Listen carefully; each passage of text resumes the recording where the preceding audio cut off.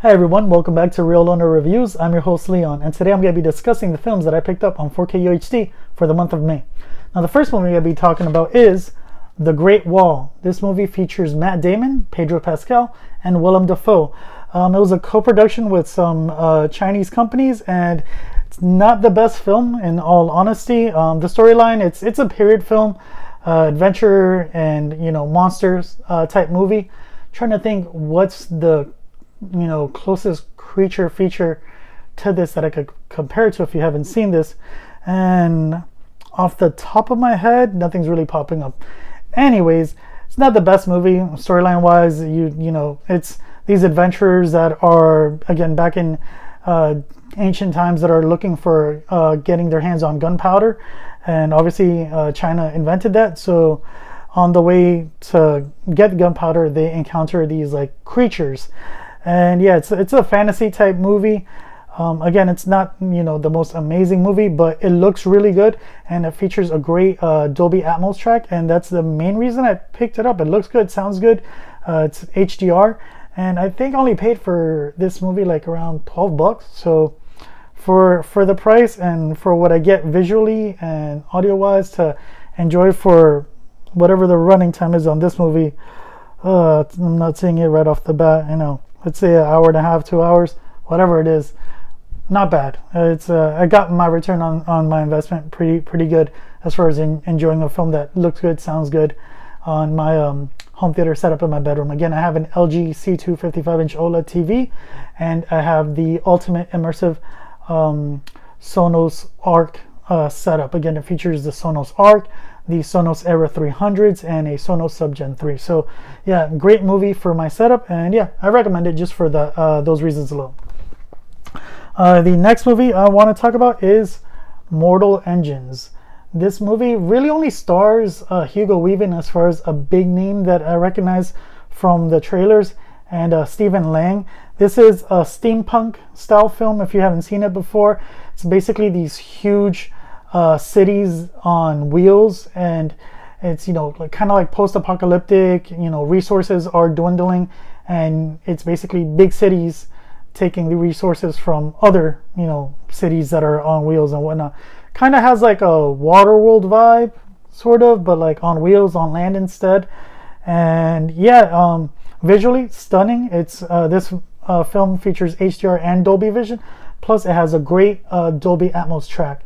One thing I was a little disappointed by is the LFE. I feel like there's a lot of scenes where the bass definitely could have been stronger, so I kind of found myself increasing the sub volume on my system just to get more oomph out of it, so to speak. But yeah, I picked this movie up for, again, like 12 bucks, I think it was, give or take, on sale. And for the money and the enjoyment I got out of it, I recommend it. Now, the next film, I saw it. Oh, I didn't actually see the film. I saw it on my recommendations on Netflix, and I watched a video from Films at Home where he discussed, if you haven't seen this movie on Netflix, pick it up on physical media, because this movie sounds really good, it looks really good, and it's got a great storyline, and it's All Quiet on the Western Front. So yeah, this movie is really good. It's based off a book that's been remade or put on video. I think this is a third or fourth time now, and man, they knock it out of the park with what they did with this film. A great again, it's a great storyline, but the visuals and the audio, if you have a home theater setup and you have a 4K Blu-ray player and you don't own this, I picked it up from my local Best Buy. They still had a couple of copies floating around. The website had said they were sold out. I don't know why it was glitching out that way. But always check your local Best Buys. You'd be surprised what movies you could find on 4K physical media that it shows either sold out or not available in stores. But yeah, All Quiet on the Western Front. This movie received a ton of accolades, and again, it's a great storyline, great film, looks good, sounds good, so I highly recommend it. This one was not on sale. I actually paid almost 30 bucks for this. I think it was actually over $30 with taxes. But honestly, worth every single dollar. I've watched it, I think, 3 times already since I picked it up. And yeah, it's worth it every single time. And the last movie I'm going to talk about is another film that features Dolby Vision, not just HDR, but also Dolby Atmos. And it's a really fun movie, and that is The Cabin in the Woods. Now again, I recently picked this up because it was on sale at Best Buy for $11.99, and actually ended up getting a $5 coupon from Best Buy in my email. So yeah, paid about $8 after taxes all in on this.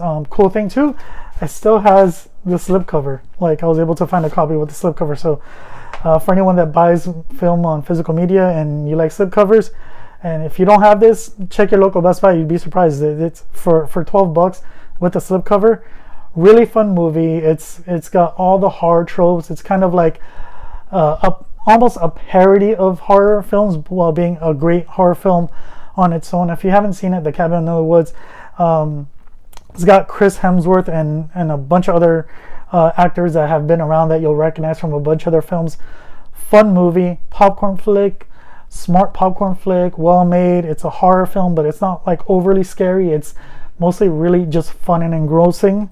And yeah, I highly recommend it if you haven't seen The Cabin in the Woods. And if you have seen it and you have a 4K Blu-ray player and you don't own it on 4K, for $12 at your local Best Buy, this is definitely one that looks really good and sounds really good, and I highly recommend owning on physical media.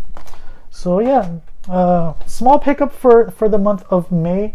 Only picked up 4 movies. 3 of them were on sale. One was pricey, but overall I was really happy. There was a couple other movies that were released, but I'm waiting for them to go on sale. Again, this is a very expensive hobby, so I'm trying to take it easy because there's some major releases coming out that I really want. But my pockets, I'm trying to build up my pockets because I wanna update my audio system a little bit more.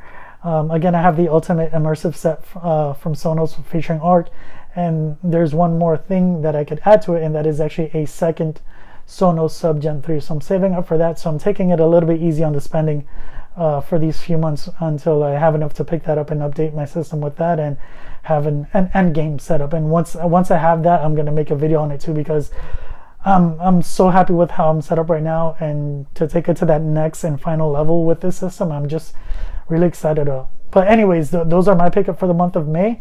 I'm sorry this video is a little bit late, but what movies did you pick up in May? What do you think about my pickups and how much I spent on these films?